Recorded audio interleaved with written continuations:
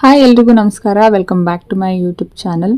ತುಂಬ ದಿನ ಆದಮೇಲೆ ಇವತ್ತೊಂದು ವಿಡಿಯೋನ ಮಾಡ್ತಾ ಇದ್ದೀನಿ. ಇವತ್ತು ನಾನು ಸೇಮಿಯಾ ಮಾಡ್ಕೊಳ್ತಾ ಇದ್ದೀನಿ. ಅದನ್ನೇ ಒಂದು ವಿಡಿಯೋ ಮಾಡೋಣ ಅಂತ ಇವತ್ತು ಸ್ಟಾರ್ಟ್ ಮಾಡಿದ್ದೀನಿ. ಆಲ್ರೆಡಿ ಒಂದ್ಸರಿ ನಾನು ಸೇಮಿಯಾ ಮಾಡ್ಕೊಂಡು ತಿಂದಿದ್ದೆ, ಬಟ್ ಮಿಕ್ಕಿದ್ದು ಮುಕ್ಕಾಲು ಭಾಗ ಪ್ಯಾಕೆಟನ್ನು ಹಾಗೆ ಇಟ್ಬಿಟ್ಟಿದ್ದೆ. ಅದಕ್ಕೆ ಇವತ್ತು ಅದನ್ನು ಕಂಪ್ಲೀಟಾಗಿ ಯೂಸ್ ಮಾಡಿಬಿಡೋಣ ಅಂತ ಅಂದ್ಕೊಳ್ತಾ ಇದ್ದೀನಿ. ಯಾಕಂದರೆ ಒಂದ್ಸರಿ ಅದನ್ನೆಲ್ಲಾದರೂ ಇಟ್ಟು ಮರ್ತೋದ್ರೆ ಮತ್ತೆ ನಾನು ಅದನ್ನು ತೆಗೆದು ನೋಡೋದಕ್ಕೂ ಹೋಗೋದಿಲ್ಲ. ಹಾಗಾಗಿ ಅದು ಯೂಸ್ ಆಗದೆ ಅಲ್ಲೇ ಇಟ್ಬಿಟ್ಟಿರ್ತೀನಿ. ಅದಕ್ಕೆ ಇವತ್ತು ಕಂಪ್ಲೀಟಾಗಿ ಸೇಮಿಯಾ ಪ್ಯಾಕೆಟ್ನ ಯೂಸ್ ಮಾಡಿಬಿಡೋಣ ಅಂತ ಅಂದ್ಕೊಂಡು ಇವತ್ತು ಸೇಮಿಯಾ ಮಾಡ್ತಾಯಿದ್ದೀನಿ. ಶಾವಿಗೆ ಉಪ್ಪಿಟ್ಟು ಮಾಡ್ತಾಯಿದ್ದೀನಿ. ಸೊ ಹೇಗೆ ಮಾಡಿದೆ ಅನ್ನೋದನ್ನು ಈ ವ್ಲಾಗಲ್ಲಿ ನೀವು ನೋಡ್ಬೋದು.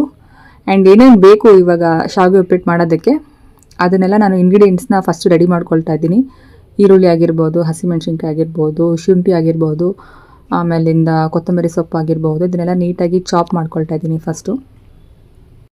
ಲಾಸ್ಟ್ ಟೈಮ್ ನಾನು ಶಾವಿಗೆ ಉಪ್ಪಿಟ್ಟು ಮಾಡಿದಾಗ ಶಾವಿಗೆನ ಸ್ವಲ್ಪ ಹೊತ್ತು ಹುರಿದು ಆಮೇಲೆ ಅದನ್ನು ಶಾವಿಗೆ ಉಪ್ಪಿಟ್ಟು ಮಾಡಿದ್ದೆ. ಬಟ್ ಈ ಸರಿ ಸ್ವಲ್ಪ ಡಿಫ್ರೆಂಟಾಗಿ ಮಾಡೋಣ ಅಂತ ಅಂದ್ಕೊಂಡು ಯೂಟ್ಯೂಬಲ್ಲಿ ವಿಡಿಯೋ ನೋಡಿದ್ದೆ. ಸೊ ಅದನ್ನು ನೋಟ್ ಮಾಡಿ ಇಟ್ಕೊಂಡು ಆ ಥರ ನಾನಿವತ್ತು ಶಾವಿಗೆ ಉಪ್ಪಿಟ್ಟನ್ನ ಮಾಡ್ತಾಯಿದ್ದೀನಿ. ಹಾಗಾಗಿ ನಾನು ಇಲ್ಲಿ ಸೇಮಿಯನ್ನು ಹುರಿಯೋದಿಲ್ಲ, ಹಾಗೆ ಅದನ್ನು ನೀರಲ್ಲಿ ಬೇಯಿಸ್ತೀನಿ. ಮುಂದೆ ಗೊತ್ತಾಗುತ್ತೆ ನಾನು ಹೇಗೆ ಮಾಡ್ತೀನಿ ಅಂತ. ಇಂಗ್ರೀಡಿಯೆಂಟ್ಸ್ ಎಲ್ಲ ಆಲ್ಮೋಸ್ಟ್ ರೆಡಿ ಮಾಡಿ ಇಟ್ಕೊಂಡಿದ್ದೀನಿ. ಇವಾಗ ಶಾವಿಗೆ ಉಪ್ಪಿಟ್ಟನ್ನು ಮಾಡೋದಕ್ಕೆ ಸ್ಟಾರ್ಟ್ ಮಾಡಬೇಕು. ಸ್ವಲ್ಪ ಲೈಟ್ ಕಡಿಮೆ ಇದೆ, ಪ್ಲೀಸ್ ಅಡ್ಜಸ್ಟ್ ಮಾಡ್ಕೊಳ್ಳಿ. ಶಾವಿಗೆ ಉಪ್ಪಿಟ್ಟು ಮಾಡೋದಕ್ಕೆ ಏನೇನು ಇಂಗ್ರೀಡಿಯೆಂಟ್ಸ್ ಬೇಕೋ ಅದನ್ನೆಲ್ಲ ರೆಡಿ ಮಾಡಿ ಇಟ್ಕೊಂಡಿದ್ದೀನಿ. ಇವಾಗ ಒಂದು ಪಾತ್ರೆಗೆ ದೊಡ್ಡ ಗ್ಲಾಸಲ್ಲಿ 4 ಲೋಟ ನೀರನ್ನು ಹಾಕ್ಕೊಳ್ತಾ ಇದ್ದೀನಿ. ನನ್ನ ಹತ್ರ ಆಲ್ಮೋಸ್ಟ್ ಒಂದು ಅರ್ಧ ಪ್ಯಾಕೆಟ್ ಅಥವಾ ಮುಕ್ಕಾಲು ಭಾಗ ಪ್ಯಾಕೆಟ್ ಸೇಮಿಯಾ ಹಾಗೆ ಇದೆ. ಹಾಗಾಗಿ ನಾನು ಕಂಪ್ಲೀಟಾಗಿ ಅದನ್ನು ಯೂಸ್ ಮಾಡಿಬಿಡ್ಬೇಕು ಅಂತ ಡಿಸೈಡ್ ಮಾಡಿದ್ದೀನಿ. ಅದಕ್ಕೆ 4 ಲೋಟ ನೀರು ಹಾಕ್ಕೊಂಡಿದ್ದೀನಿ. ಇದ್ರ ಜೊತೆಗೆ ನಾನು ಅರ್ಧ ಸ್ಪೂನ್ ಉಪ್ಪು ಮತ್ತು ಒಂದು ಅರ್ಧ ಸ್ಪೂನ್ ಎಣ್ಣೆನ ಹಾಕ್ಕೊಂಡು ನೀರೊಳಗಡೆ ನೀಟಾಗಿ ಬೆರೆಸ್ಕೊಳ್ತಾ ಇದ್ದೀನಿ. ನೀರು ಸ್ವಲ್ಪ ಬೆಚ್ಚಗಾದರೆ ಸಾಕು. ಅದ್ರ ಜೊತೆಗೆ ಇವಾಗ ನಾನು ಸೇಮಿಯಾನ ಹಾಕ್ಕೊಳ್ತಾ ಇದ್ದೀನಿ. ಸೇಮಿಯಾ ತುಂಬಾ ಬೇಗ ಬೆಂದ್ಬಿಡುತ್ತೆ. 10 ಮಿನಿಟ್ಸ್ ಅಥವಾ 15 ಮಿನಿಟ್ಸ್ ಸಾಕು. ತುಂಬ ಏನು ಜಾಸ್ತಿ ಟೈಮ್ ತಗೊಳ್ಳೋದಿಲ್ಲ. ಇದು ಆಲ್ಮೋಸ್ಟ್ ಉಪ್ಪಿಟ್ಟು ಮಾಡೋ ಥರನೇ ಮಾಡೋದು, ಆದರೆ ಉಪ್ಪಿಟ್ಟು ರವೆ ಬದಲು ನಾವಿಲ್ಲಿ ಸೇಮಿಯಾನ ಯೂಸ್ ಮಾಡ್ತೀವಿ ಅಷ್ಟೇ. ತುಂಬ ಏನಾದರೂ ಬೇಗ ಮಾಡ್ಕೊಂಡು ತಿನ್ನಬೇಕು ಅನ್ನೋವಂಥ ಟೈಮಲ್ಲಿ ಸೇಮಿಯಾ ಮಾಡ್ಕೊಂಡು ತಿನ್ಬೋದು. ನಾನು ಮೊದಲು ಮಾಡ್ತಿದ್ದ ಸೇಮಿಯಾ ಹೇಗಿತ್ತು ಅಂದರೆ, ಈ ಶಾವಿಗೆನ ಒಂದು ಸ್ವಲ್ಪ ಹೊತ್ತು ಹುರಿದ್ಬಿಟ್ಟು ಆಮೇಲೆ ಮಾಮೂಲಿ ಇದೇ ಪ್ರೊಸೀಜರ್ನ ಫಾಲೋ ಮಾಡ್ಕೊಂಡು ಮಾಡಿದರೆ ಉದುರಾಗಿ ತುಂಬ ಚೆನ್ನಾಗಿ ಬರ್ತಿತ್ತು. ಇದೇ ಫಸ್ಟ್ ಟೈಮ್ ನಾನು ಫಸ್ಟು ಬೇಯಿಸ್ಕೊಂಡು ಮಾಡ್ತಾ ಇರೋದು. ಅದು ಹೇಗೆ ಬರುತ್ತೆ ಅಂತ ನೋಡಬೇಕು. ಬಿಕಾಸ್ ಯೂಟ್ಯೂಬಲ್ಲಿ ಯಾವುದೋ ಒಂದು ವಿಡಿಯೋ ನಾನು ನೋಡಿದ್ದೆ ಅಂತ ಹೇಳಿದ್ನಲ್ಲ, ಅದ್ರ ಪ್ರಕಾರ ಟ್ರೈ ಮಾಡೋಣ ಹೇಗಿರುತ್ತೆ ಟೇಸ್ಟ್ ಅಂತ. ಇದೊಂದು ಎಕ್ಸ್ಪೆರಿಮೆಂಟ್ನ ನಾನು ಮಾಡ್ತಾ ಇದ್ದೀನಿ ಇವತ್ತು. ಶಾವಿಗೆ ಬೆಂದಿದೆಯಾ ಇಲ್ವಾ ಅನ್ನೋದನ್ನು ಒಂದು ಸ್ಪೂನಲ್ಲಿ ಒಂದು 4ರಿಂದ 5 ಶಾವಿಗೆನ ತಗೊಂಡು ಅದನ್ನು ಪ್ರೆಸ್ ಮಾಡಿ ನೋಡಿದ್ರೆ ಗೊತ್ತಾಗುತ್ತೆ ಅದು ಶಾವಿಗೆ ಬೆಂದಿದೆಯಾ ಇಲ್ವಾ ಅಂತ. ಇವಾಗ ಶಾವಿಗೆ ಮತ್ತು ನೀರನ್ನು ಸಪ್ರೇಟ್ ಮಾಡ್ಕೋಬೇಕು. ಅದಕ್ಕೋಸ್ಕರ ನಾನೊಂದು ಜಾಲರ ಪಾತ್ರೆ ಒಳಗಡೆ ಹಾಕ್ಕೊಂಡು ಶಾವಿಗೆ ಮತ್ತು ನೀರನ್ನು ಸಪ್ರೇಟ್ ಮಾಡ್ಕೊಳ್ತಾ ಇದ್ದೀನಿ. ಇಷ್ಟೇ. ಇವಾಗ ಒಗ್ಗರಣೆಗೆ ರೆಡಿ ಮಾಡಬೇಕು. ಅದಕ್ಕೆ ನಾನು ಒಂದು ಬಾಣಲಿನ ಇಟ್ಟಿದ್ದೀನಿ. ಅದಕ್ಕೆ ಒಂದು 4ರಿಂದ 5 ಸ್ಪೂನ್ ಅಷ್ಟು ಎಣ್ಣೆನ ಹಾಕ್ಕೊಳ್ತಾ ಇದ್ದೀನಿ.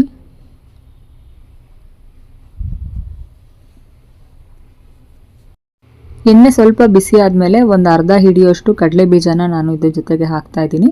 ಮತ್ತು ಒಂದು ಸ್ವಲ್ಪ ಗೋಡಂಬಿನ ಹಾಕ್ತಾ ಇದ್ದೀನಿ. ಗೋಡಂಬಿ ಮನೇಲಿತ್ತು, ಹಾಗಾಗಿ ಸುಮ್ಮನೆ ಅದು ವೇಸ್ಟ್ ಆಗುತ್ತೆ ಅಂತ ಅದನ್ನು ನಾನು ಯೂಸ್ ಮಾಡ್ತಾ ಇದ್ದೀನಿ.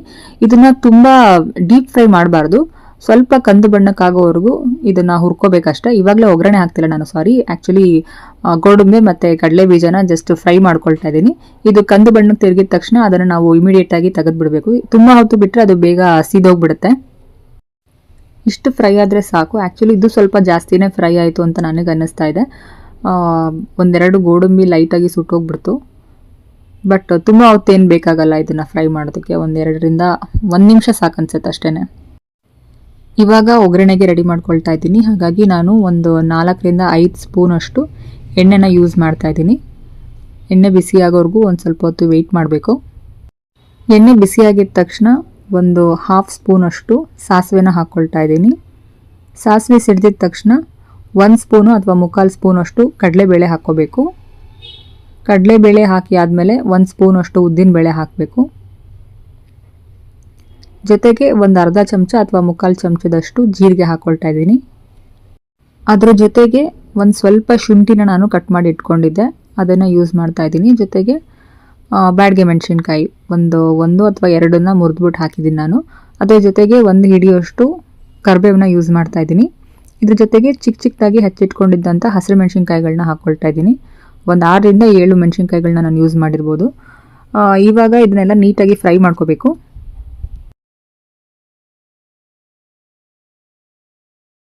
ಇದೆಲ್ಲ ಚೆನ್ನಾಗಿ ಫ್ರೈ ಆದಮೇಲೆ ನಾನು ಒಂದು ಚಿಕ್ಕ ಈರುಳ್ಳಿನ ತಗೊಂಡು ತುಂಬ ಸಣ್ಣದಾಗಿ ಚಾಪ್ ಮಾಡಿ ಇಟ್ಕೊಂಡಿದ್ದೆ. ಸೊ ಅದಷ್ಟು ಈರುಳ್ಳಿನ ನಾನು ಇದರೊಳಗಡೆ ಹಾಕ್ಕೊಳ್ತಾ ಇದ್ದೀನಿ.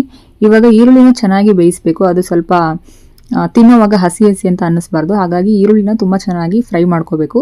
ಸ್ವಲ್ಪ ಟೈಮ್ ಹಿಡಿಯುತ್ತೆ ಈರುಳ್ಳಿನ ನೀಟಾಗಿ ಫ್ರೈ ಮಾಡಬೇಕು ಅಂದರೆ. ಈರುಳ್ಳಿ ಫ್ರೈ ಆದಮೇಲೆ ರುಚಿಗೆ ತಕ್ಕಷ್ಟು ಉಪ್ಪನ್ನು ಹಾಕಬೇಕು ಮತ್ತು ಅದನ್ನು ತುಂಬ ಚೆನ್ನಾಗಿ ಮಿಕ್ಸ್ ಮಾಡಬೇಕು. ಅದ್ರ ಜೊತೆಗೆ ಒಂದು ಅರ್ಧ ಟೀ ಸ್ಪೂನಷ್ಟು ಅರಿಶಿನ ಯೂಸ್ ಮಾಡ್ತಾ ಇದ್ದೀನಿ. ಇದನ್ನೆಲ್ಲ ನೀಟಾಗಿ ಇವಾಗ ಮಿಕ್ಸ್ ಮಾಡ್ಕೊಳ್ತಾ ಇದ್ದೀನಿ. ಅರಿಶಿನ ಮತ್ತು ಉಪ್ಪು ಬೇರೆ ಇಂಗ್ರೀಡಿಯೆಂಟ್ಸ್ಗಳ ಜೊತೆಗೆ ಚೆನ್ನಾಗಿ ಮಿಕ್ಸ್ ಆಗಬೇಕು.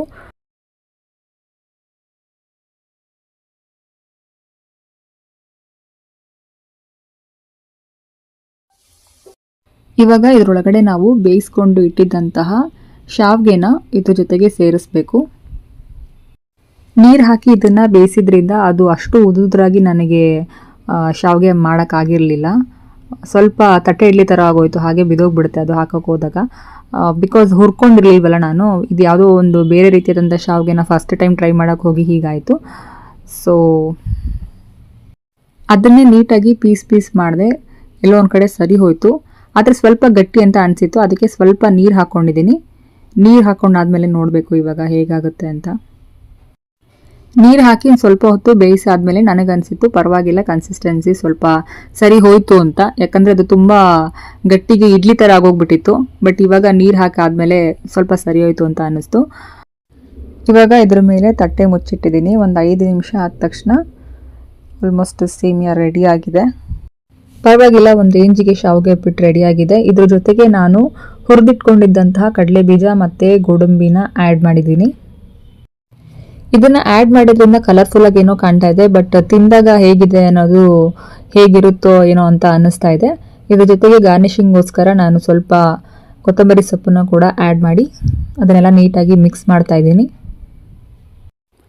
1 ಸ್ಪೂನ್ ಅಷ್ಟು ಇವಾಗ ಟೇಸ್ಟ್ ಮಾಡಿ ನೋಡಿದೆ. ಟೇಸ್ಟ್ ಏನೋ ತುಂಬ ಚೆನ್ನಾಗಿದೆ. ಅಂತ ಏನು ತಿನ್ನೋಕ್ಕಾಗೋದೇ ಇಲ್ಲ ಅನ್ನೋ ಅಂಥದ್ದು ಏನೂ ಆಗಿಲ್ಲ. ನಾನದು ಫುಲ್ಲು ಮುದ್ದೆ ಆಗಿ ಬಿದ್ದಿದ ತಕ್ಷಣ ತಿನ್ನೋಕ್ಕಾಗಲ್ವೇನೋ ಅಂತ ಅಂದ್ಕೊಂಡಿದ್ದೆ. ಬಟ್ ಟೇಸ್ಟ್ ಏನೋ ತುಂಬ ಚೆನ್ನಾಗಿದೆ. ಉಪ್ಪು ಖಾರ ಎಲ್ಲ ಪರ್ಫೆಕ್ಟ್ ಆಗಿದೆ. ಸೊ ಇವತ್ತಿನ ವೀಡಿಯೋನ ಇಲ್ಲಿಗೆ ಮುಗಿಸ್ತಾ ಇದ್ದೀನಿ. ನಾನು ಅಂದ್ಕೊಳ್ತೀನಿ ಇವತ್ತಿನ ವೀಡಿಯೋ ನಿಮಗೆ ಇಷ್ಟ ಆಗಿದೆ ಅಂತ. ಇಷ್ಟ ಆಗಿದ್ರೆ ದಯವಿಟ್ಟು ಲೈಕ್ ಮಾಡಿ, ಶೇರ್ ಮಾಡಿ ಮತ್ತು ಸಬ್ಸ್ಕ್ರೈಬ್ ಮಾಡಿ.